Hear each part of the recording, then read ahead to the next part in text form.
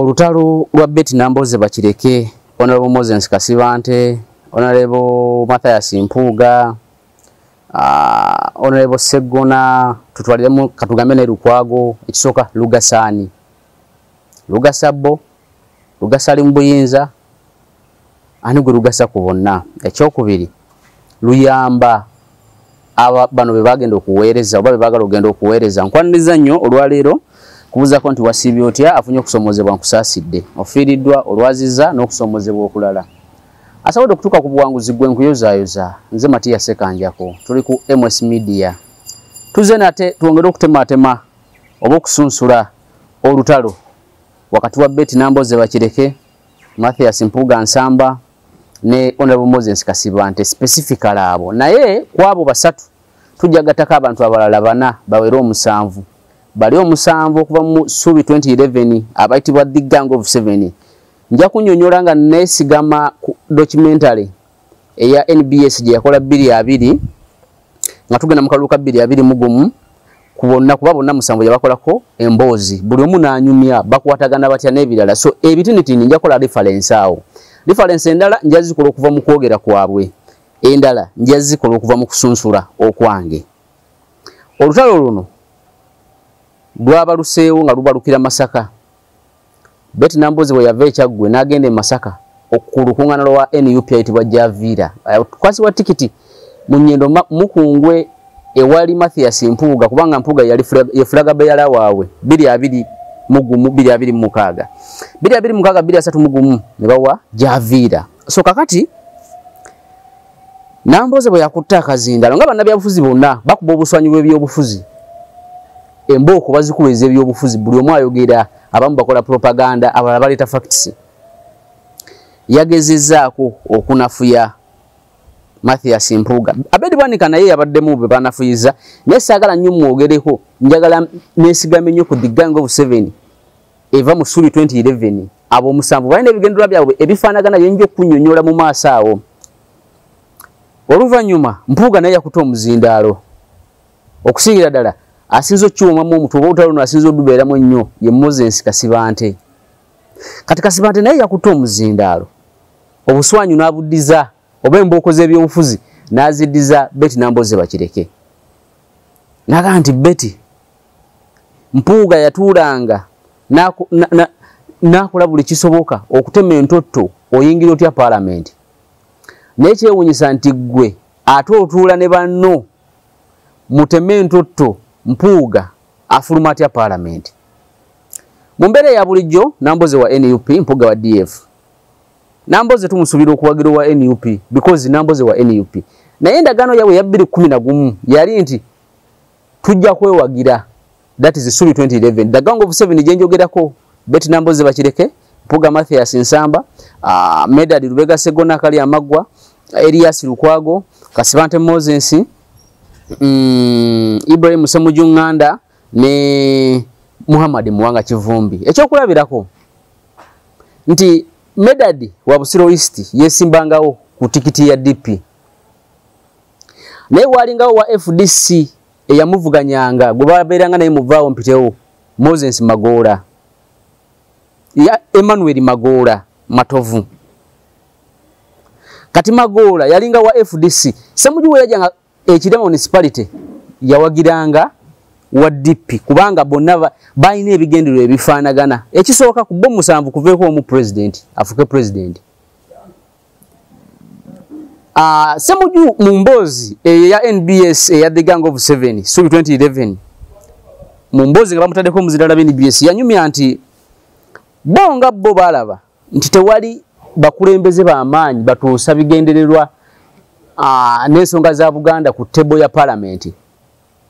Basalawo bajje mu bukulembeze kubanga Ssemujju ogenda obeegattako yali mu observer 2010 ali mu observer awandika mawulire avudde mu Daily Monitor bakoze observer yaabwe bonga bo afuse CEO omukuba CEO.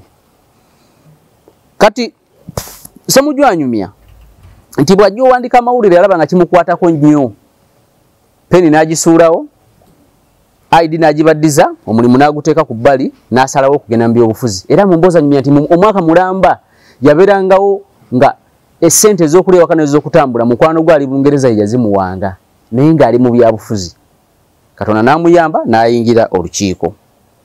Ekibuuzo ekisooka bano ab'endeemu eya Buganda ab'ebigendererwa ebimu abakozeeko ebyobufuzi bonna kiki ekibatabula kati era mu kutabuka kwabwe ani asinga okufunamu bw'aba nga Nambooze asobola okukwata ebigambo eby'obusagwa n'abiddiza Mpuuga Kasibante ne Kasibante n'abikwata n'abiddiza Nambooze ne Mpuuga n'abikwata n'abiddiza Nambooze kino ani asobola okubeera ng'akifunamu buli omu ekyo kyasinga okwebuuza kati ebigendererwa by'ebyobufuzi ebyokungulu wano mu Uganda kufuna ssente kubeerako mbaka palamenti afuna omusaala nfuneyo akasente ebyomunda ebisooka kukwata buyinza musobola okubeera nga mwenna muli mu ttiimu y'emu ekyokubeera nga nti nze sikolagana naawe tulina obba nga tulina ebigendererwa byebimu ekigendererwa ekisooka kya kukwata buyinza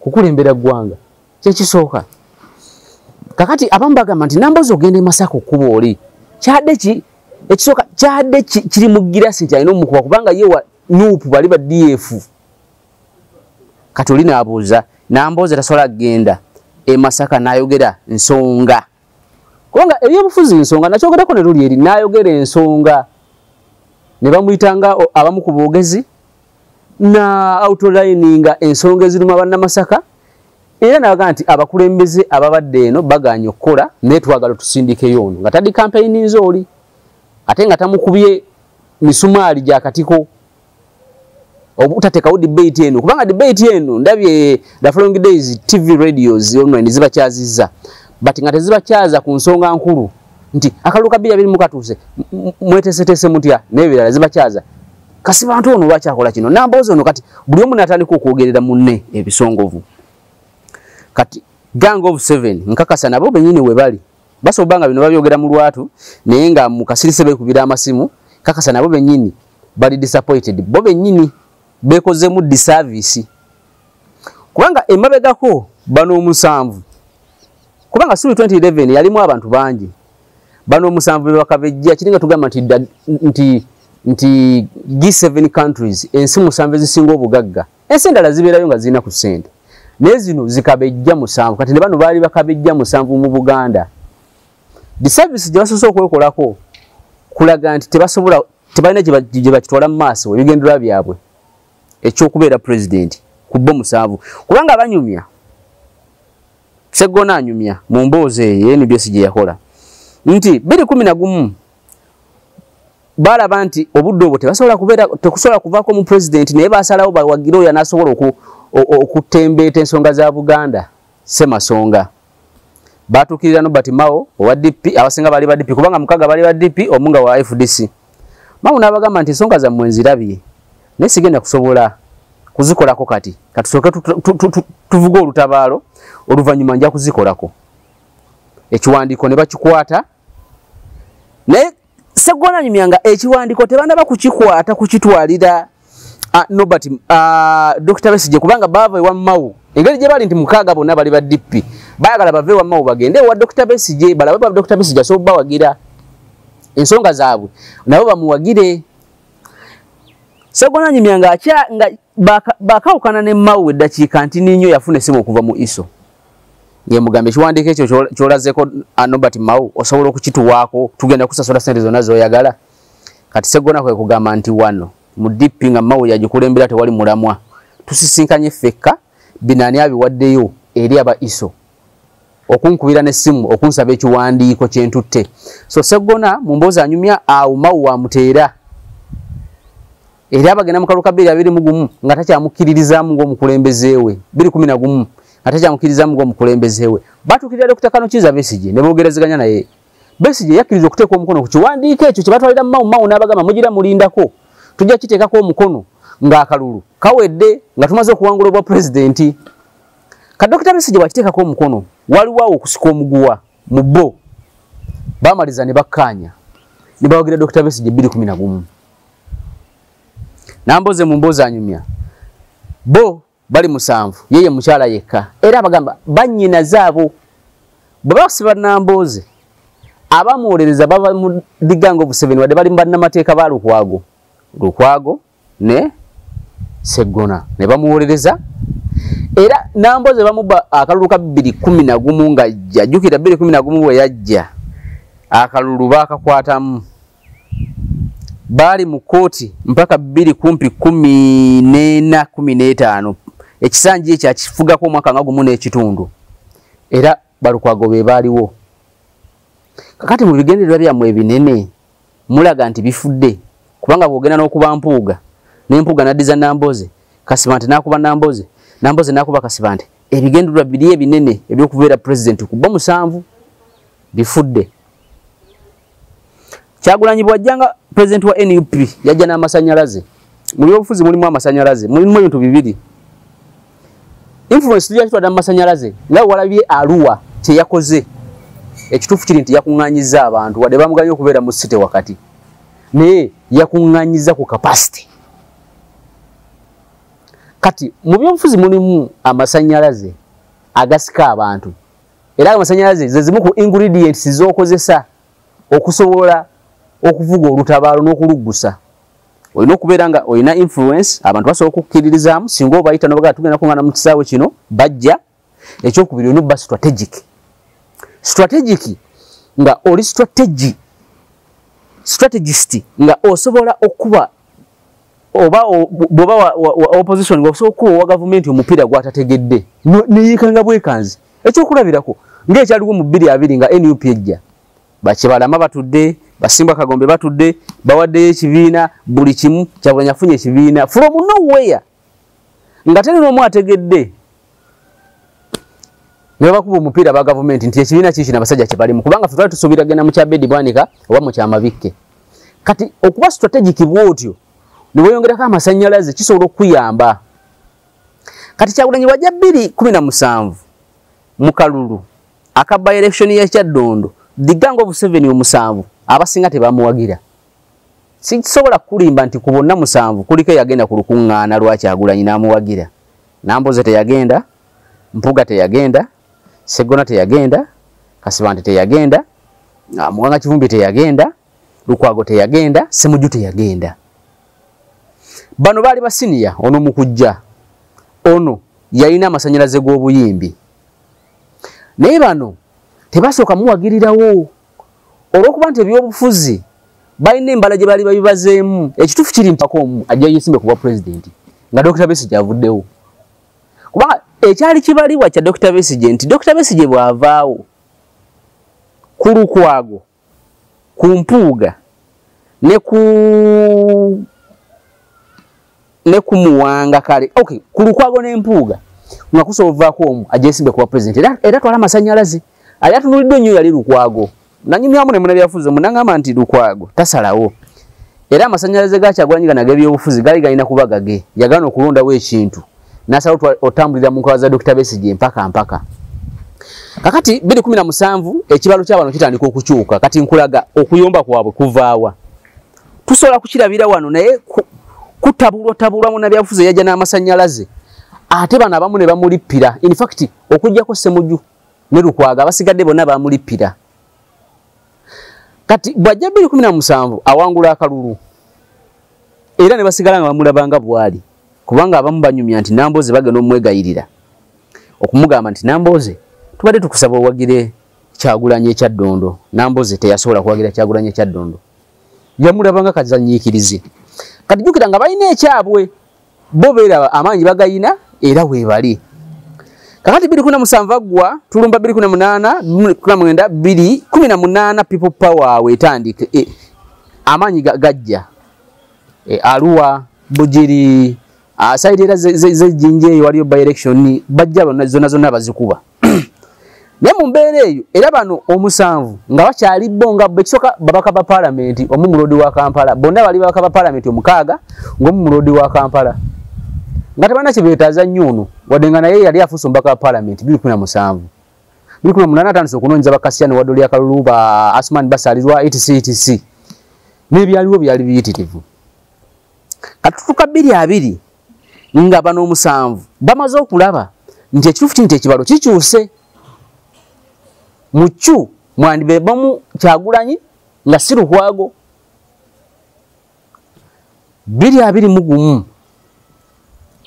2019 abasinga batandika omwegattako. Basegona bamwegattako.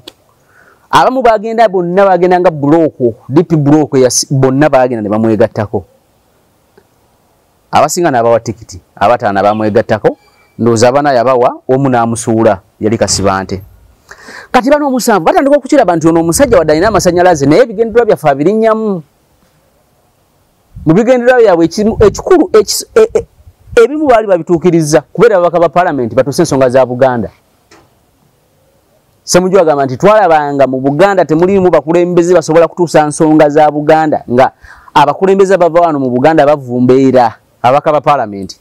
Katonda n'abayamba ne bayingira House. Abataano.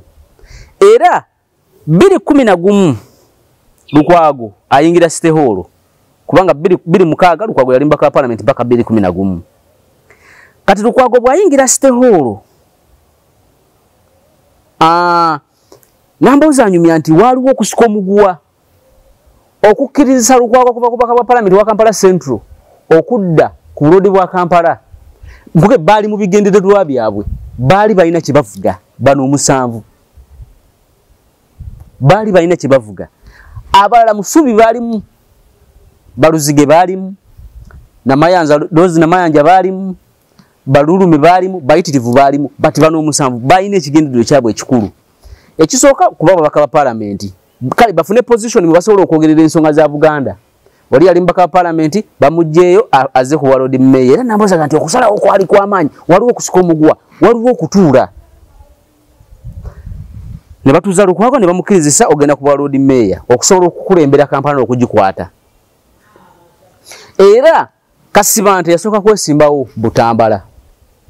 Okusika Kasibante Butambala okumukomyawo wano nawo waliwo okusika omugwa era banyumya nti kubanga ne Muwanga yali agala kwesimbawo muno mu Kampala ng'agala funa mu constituency emu kubanga yali asobola ne bamugamba ddayo eri n'addayo.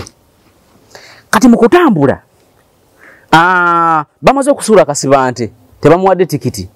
Kasibante agudde ngombaka wa Parliament kati Gang of 7 etandise okwetemamu.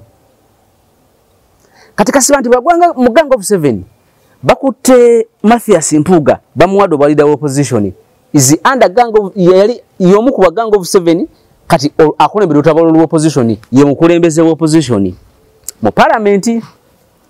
Kati bitambudde era tewawulira ku Kasibante nga yogera kigambo kyonna ku Kyagulanyi nga Mpuuga tebana bamujja ko balida opposition tewamuwulirako. Mpuuga bamujja ko balida opposition milioni 5 zize etc Gang of 7 ekirabe gamba nti omusajja yandibanga yagala tusanyawo.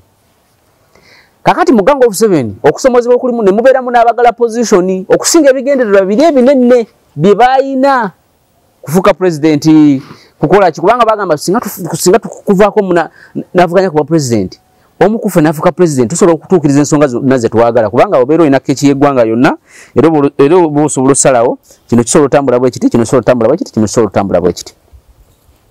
Kakati Mpuuga bamujje kubalida opposition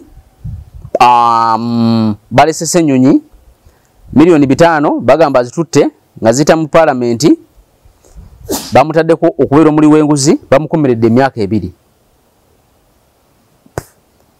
Semujju nali mukolako interview ku Parliament yawo nga twogera ku nsonga yali ya budget ne mugamba kati njagala mpeyo ne ku nsonga za Mpuuga zino ze bagamba milioni 5 zira nagamba Mpuuga sijja kusobola kumwogerako. Naye nadamu ne muleko ku radio nga ali ku radio mwagamba sijja kwogera ku Mpuuga kubanga yamanyi sente zayitawa n'ekirala Mpuuga abadde bonna. Ebimu ku bali bakanyaako ekisooka kwesonyiwa buli omu akola ensobi naye tujja kwesonyiwa ensobi zaffe tujja ziteeka ku bbali oba ku amabbali tutambuze ensonga enkulu. Kakati olwaleero Gang of 7 yekola discussion okusobola yekola discussion mu mawulire nti Mpuuga alwana ne gundi. Nalabye Muwanga ng'agamba nti aba DF beekweka nnyo mu Bwakabaka bwa Buganda. ensonga yabwe enkulu yasooka yali nti Obwakabaka bwa Buganda bulina okubeera ku mwanjo ku nsonga zaabwe zonna. Muwanga Kivumbi Betty Nambooze kuba kati Muwanga Kivumbi Betty Nambooze be basigadde e Makerere Kavule bokka.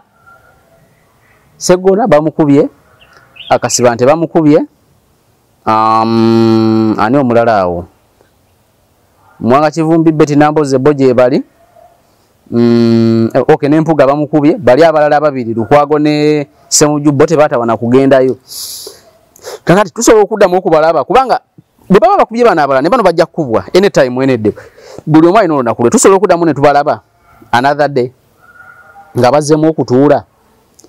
Ensonga zaabwe zikyalina kuba kati ensonga zaabwe zikyalina omulamwa era bakyasobola okumatiza bannayuganda tulina ensonga ffenna Ssemasonga ze tuliko. In case nga bano bakubiddwa abalala babiri Muwanga ne Betty basobola okuddamu ne batuula. Kuba kati okusomozebwa okuliwo tetumanyi Betty Nambooze bw'anaatuuka ewa Walukagga biki by'anaayogera ku Sseggona. Tetumanyi Betty Nambooze bw'anaatuuka mu kibuga Kampala ng'anoonyeza gundi bali mwezi akalulu anaayogera biki ku Lukwago.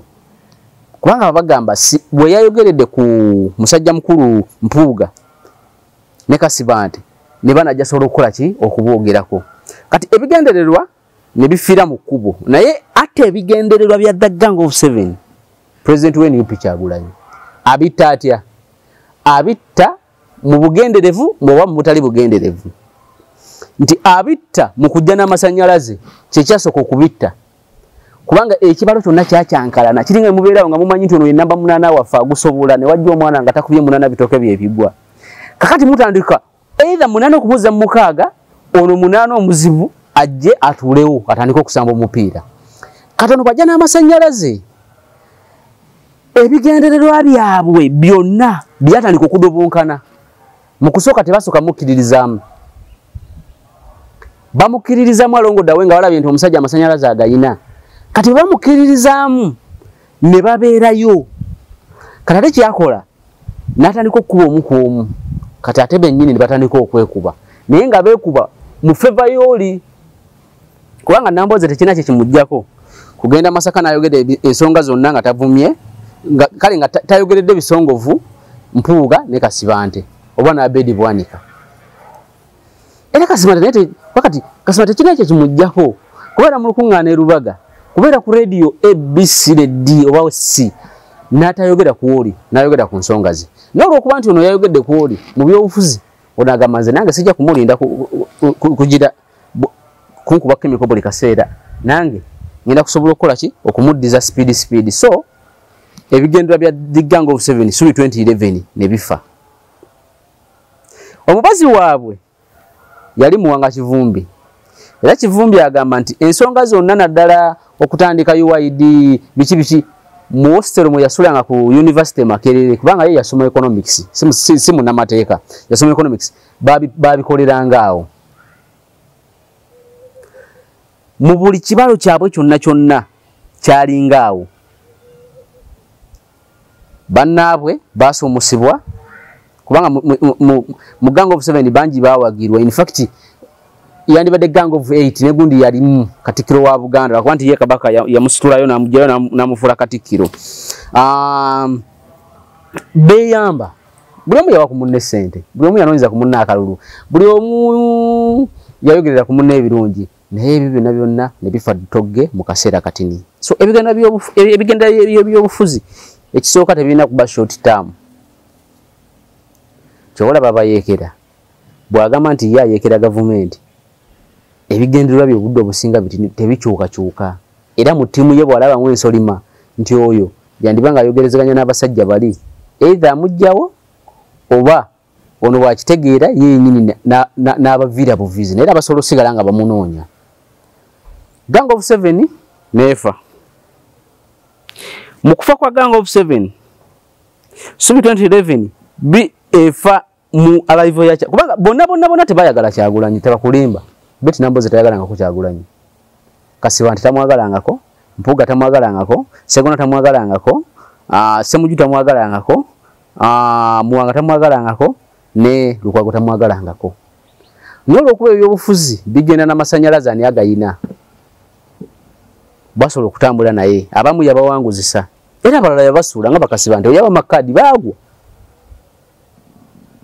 kubanga baagwa nga kugambe abasinga bakibuukira leeti bannambozi okufuna tikiti zeeyo baani kubanga bo eyo balinayo ko kumaanyi era nga ababavuganya tebalina na ssente ziri awo naye kati kasiba nti yali ne kawolya nga alinamu ssente ate nga abadde sipiika wa KCCA so nga bano basobola okumwesiga era ne bamwesiga n'abeera omubaka wa paalamenti ebyobufuzi ebyokulwanagana ebyokwevuma ebyokweyogerera ebisongovu naddala nga mwenna mmwe beebamu bitaasaani President Museveni gule yadde Busoga Kyagulanyi abadde ya Arua n'abalala bali mu kutambula bamunyagwa baani Dembo wa DF waddembe okuwagira omuntu yenna kitegeezaganya okuwagira ono direct obufuze agamba nange nyine obusobozi okusobola okubeera president Parliament manye byobufuzi kasita byafuuka ebya ssente obudde obusinga buli omu abala afuna ate abaka ba Parliament abangi kina yogerako luli kitewali nsonga lwaki ogende ebujiri eggulo nabadde bujiri eyo munda nga siraba na kipande kya NUP naye ebyabasalira opposition ali ku mizani nanti wajema yakanoka bwe mizani ate tewali nsonga lwaki gwogendayo nga president w'ekibiina n'okuba basalirwa tekina ekyo kikujjako kugenda katuuti n'oyogera byagala okwogera byona akolera abantu no floating ne ba candidate n'ogamba ono tumusimbyeko wa MP mumulabire ddala ono kansala ono biki bwe bityo kakati ate bwogenda ebujiri nga Bukoli Central oyinawo Solomon Sirwanyi nga ngojjeko basalirwa nga basigadde oyina ba NRM kati aba NRM nogana okuboogerako noyogera kubasalirwa kati oli yebuuza kati ono akolerani akolera opposition akolera government novuga nogenda Emityana nosangayo lumo wa DP kubanga ye lumo agamba yayogera Kyagulanyi kuba president nomusangayo nomukuba kubula kumutta kati mu constituency yo mweyo constituency ya lumu nowanika candidate wa NUP Grace Kintu kati ate oluvannyuma lw'ennaku 3 Grace Kintu ate nomuggyako kaadi kakati lumu wamukubye Grace Kintu omuggyeko kaadi ogiwadde Kevin Naluoga olukungana tokyaddayo olwo lwawedde n'ogende wa Joyce Baagala kubanga bana abaka ba Parliament wadde oyinza obbanga wakyankana nabo katugambe Joyce Baagala n'abalala badde bakweteze miliyoni 10 buli mwaka nga ziva mu government tuzita za electoral commission amba zita za iPod 100 million per MP buli mwaka Joyce Baagala emyaka 5 gyamazeeyo akuwadde emiliyoni 5 ng'ekibiina ky'ebyobufuzi kisobola okukola emirimu Kakembo Mbateka mwa kyekimu Abedi Bwanika kyekimu Mpuga Mathias kyekimu Kaziwe Bashiri Mbazira kyekimu buli omu miliyoni 10 buli mwaka zikuweebwa because oyina oyo omubaka kakati bwobala nti buli abo katugambe bemukyankalanye nabo bakagabo baani buli omu akoletedde 10 nti emyaka 5 buli omu alesa miliyoni 5 bonna baba mu biliyoni 3 sente nyingi zisobola okukola emirimu kati n'okwate ekkubo bw'ogenda Emityana kubanga Emityana waliyo empologoma zaayo era ng'oggyeko bana ba NUP waliyo bannabakooba kitegerekeka bw'okwata n'abakooba n'omukuba obuswanyi bw'ebyobufuzi n'omukuba emigo gy'ebyobufuzi kubanga ye wa NRM n'otamwogerako n'oyogera ku Joyce Baagala kubanga kirizagaana olina wagira akuwagira Emityana kuba president ne waliwo wagira Joyce Baagala nga tawagira candidate wo kate nga bw'onakuba Joyce Baagala ate ono wagira Joyce Baagala ajja kukumma akalulu njagala mulabe ebyokulabira kuwano system gye tulimu nti asinzeko obululu obungi yawangula obubaka bwa Parliament mu Busoga district ze Busoga zonna bwe tugenda mu bululu ku level y'obwa president Kyagulanyi yawangula yagiyoola n'ebitundu 85 ku buli 100 Busoga naye mu Busoga ayinayo omubaka ogu Manjeri kye bakutikka lwaki NRM yesinza y'ababaka lwaki kubanga waliwo akuwagira kuba president gwe ng'omuntu naye ate waliwo awagira owa NRM kubaka bwa parliament yesonga lwaki Kyagulanyi ali mugezi nyobo yagenda mu kaluka 220 ne kano kenyini obutakwata kukadaga wadde okumwogerako ekigambo ekibi kubanga akimanya waawo kadaga akola akalulu West Nile bwe yatuukayo n'atayogera ku Ayume netamusimbako na candidate kubanga akimanyi family ya Ayume ekola akalulu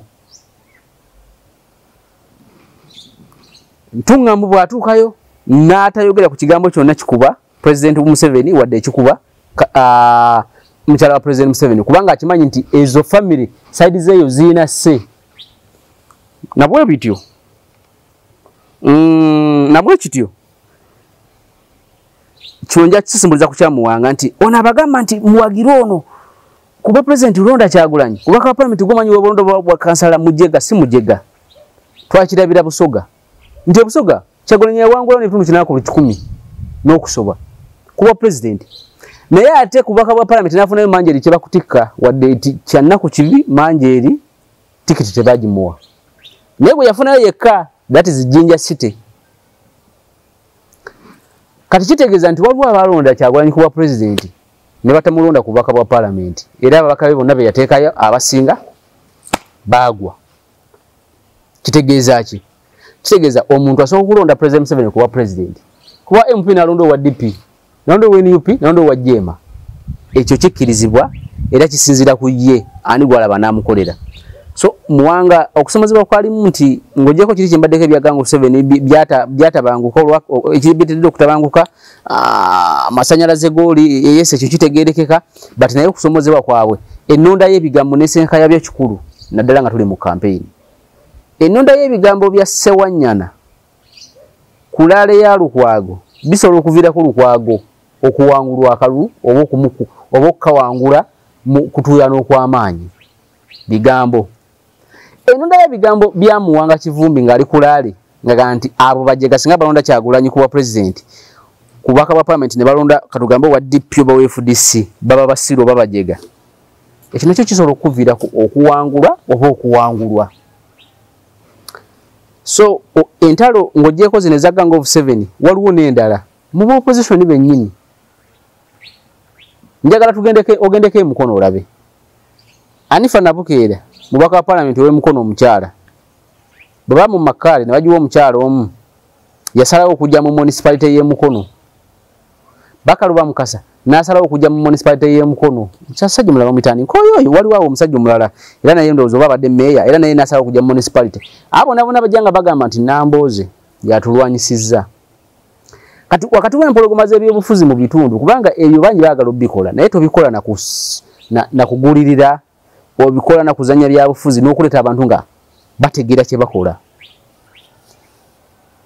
kati wakati awo ng'olinawo bannabyabufuzi nga baagala okwefula empologoma z'ebitundu naliko ne Simeon Nsuluga n'aŋŋamba nti eri ewaffe Mubende Gureta Mubende that is Mityana Kasanda Mubende Kiboga Kyankwanzi wawa waliwo abaagala okwefula empologoma z'ebyobufuzi mu NRM era ngamba nti yakwata kyakusatu mu kamyufu naye n'aŋŋamba nti tajja kujja independent naye tagenda kuwagira Fulaga Beyala kubanga Fulaga Beyala bye yakola okufuna fulaga eyo tebyali birungi yabakolako obutali bwenkanya n'aŋŋamba nti n'okubawangula Kabuye Franka omubaka wa parliament wa Kasanda South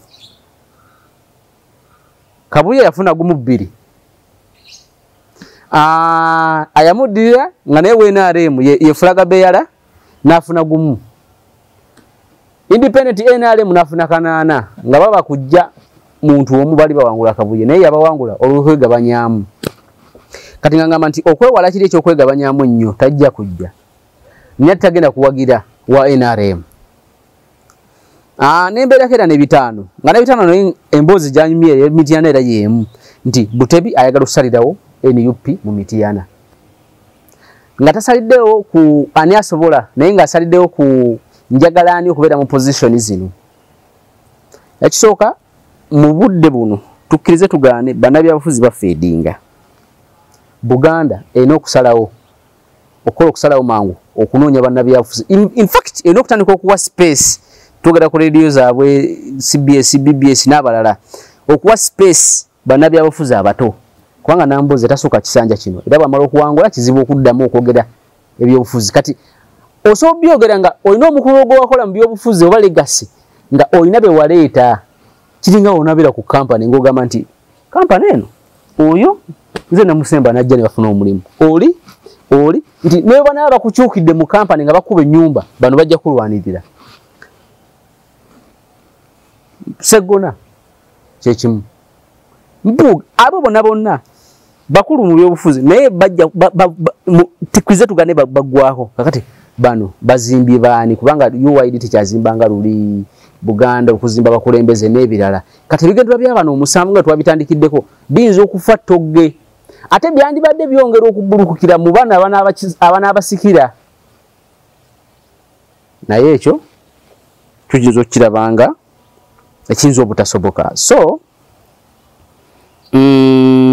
kandabe wabula nga mmeka so mu mbeera eyo buli munabyabufuzi waali ng'akwata omuzindaalo nomata kamera kyekutunuddemu simu kyekutunuddemu ng'oyogera olina okubeera omwegendereza n'ebigambo ekyokubiri bino gundi bamugoye mu constituency mubirabanga ebyokusaaga nakyo kisobola okuviirako obuzibu gwe munabyabufuzi akatambi kawalaba akasemaganda Ronald nga bamugoba mu bagita Busiro North akatambi akasobola okutambuzibwa constituency namba ne kakuviirako n'okuwangulwa okukyata okola counter attack kiyinza okubeera ekizibu tubimanye nti munabyabufuzi asobola okukwata abavubuka 10 ne bajja ku lukuŋŋaana lwo ne bagamba tojja kwogererawo ng'oli mbataddemu ssente ne bajja ku lukuŋŋaana lwo ekyo tukimanyi but public eno okugiraga nti ekituufu kiri nti bano be baataddemu ssente kino kikolebwe nakyo kibiyinza okubeera ekizibu so kati ennonda y'ebigambo ensengeka yaabyo wali naddala ng'oyogera oba oli mu ekereziya oba oli muzikiti oba oli mu kanisa erina okubeera ey'obwegendereza okwogera ku muntu ng'ogenza okunoonya akalulu tekigasa era tekirina kikuyamba tekirina omubaka wa paalamenti ezibye ku bubaka bwa paalamenti ku kibiina ky'ebyobufuzi manifesto gy'olimu ya kibiina kya byabufuzi ekyo kubanga you assume nti ogenda beera omubaka wa paalamenti oli afuuke president mutuukirize ebyo ebiri mu manifesto yammwe ya peegi 2,000 erimu ensonga nnyingi kiki ekikwasa akazindaalo okutandika okugamba nti oli yakwata $5 million n'azirya nga tebazimuwadde naye ng'oli mu paalamenti ng'okimanyi ssente za paalamenti zirina procedures mwe ziyita kiki ekikukwasa akazindaalo nze sirabawo mugaso gwonna era siraba munabyabufuzi kyayamba Munnayuganda singa akwata omuzindaalo n'ayogera ku munne sikiraba ekyo kiba kikola disservice eri public ekusindiika kubanga abantu bano abazze ku lukuŋŋaana lwo kisooka balina ebyokukola bazze okuwulira sensi muggwe Katonda akulonzeeyo kubanga okubeerawo nga gwe fulaga beera w'ekibiina ekyo si gwasinga amagezi wabula Katonda akuwanzeeko eddusu n'akulonda nagajjangu obeere fulaga beera kati oyambako ekibiina ky'ebyobufuzi ekikyo okutuukiriza manifesto kubanga waliwo pulezidenti wo gy'atagenda kutuuka gwe NRM ng'agenda kujja mu Kampala katugambe lukuŋŋaana lukube Kawempe nga Namungona kusale tajja tuukayo naye nga asuubira nti abatajja bajja kugenda mu nkuŋŋaana z'ababaka ba paalamenti bawulirize ensonga omubaka wa paalamenti tabeera na manifesto ye lwaki tasobola kugifinansinga omubaka kyakulembera ekimukulembere kyamuwa fulaga kati independent osobola okubeera ne ka manifesto akako naye ate era osobola independent naye ng'oli NRM leaning ng'oli FDP leaning oba ng'oli NP leaning osobola okwewola ku biri emirimu gyo ng'omubaka wa paalamenti eno egirambikiddwa mu ssemateeka ogituukiriza otya ne bano kubanga obuzibu musize nnyo public mulimbye nnyo abantu nti muzimba amalwaliro muzimba amasomero mugaba basale mukola buli kimu ebitali mu mandate yammwe ng'ababaka ba paalamenti nalaba yali Liz Truss yafuga ennaku 45 yaliko Ssaabaminisita wa Bungereza yafuna okutaataaganyizibwa mu bukulembeze okuva mu 2019 awo ndowooza 2016 David Cameron agenda Theresa May yajja May avaawo Boris Johnson yajja Boris Johnson yavaawo ani ayaddawaawo Liz Truss avaawo Rishi Sunak ajja Rishi Sunak avaawo kati waliwo Keir Starmer kati Liz Truss yagamba bwe mbasobola kutuukiriza mandate yange nga Ssaabaminisita wa Bungereza nja kulizayininga. Era mu kusooka okwogera ng'ayogerako ne bannamawulire mu Downing Street e Bungereza yabagamba nze ndi muwanguzi, amwe winner not a quitter. Naye bwe yajja n'agamba mu kubiraba sigenda kusobola kutuukiriza mandate yange nga Ssaabaminisita wa Bungereza kubanga yalina bye yali ayagala nga tebisobola kukola. N'agamba bwe mbasobola kutuukiriza mandate yange nga Ssaabaminisita wa Bungereza nsazeewo ndekulire ekifo kino. N'alekulira n'agenda. So mandate yo batasobola gituukiriza kyangu nnyo okusobola okukivaamu. Kakati obuzibu bwe tulina nti abaka ba Parliament abeesimbyewo abasinga abamu tebamanyi lwaki, tebamanyi mirimu kyombaka gyakola, tebagimanyi, bazze olw'amasannyalaze. Kati kiri eri public okulaba nti ani asobola, kubanga wali emabegako nagamba nti bano bayivu abasinga ebyobufuzi babyesonyiwa. Ekibesonyiwa ebyobufuzi kuba balaba bayivu bannabwe nga bajolongebwa. Kasacca najja mu kalulu n'afuna obululu 10, ayimini obululu 10. Profesa asomesezaako ebyobufuzi mu nsi yonna ne mu Uganda.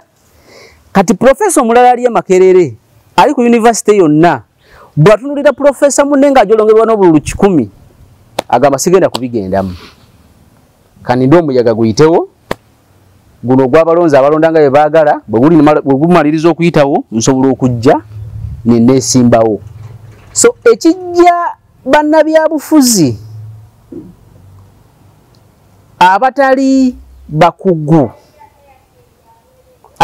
ekijja abantu abayivu abatali abakugu abasobola okulembera ensi okubagana okujja, it is because abayivu abasooka bajolongebwa nafuna obululu 5 ku polling station nenga yasinga okubeera qualified.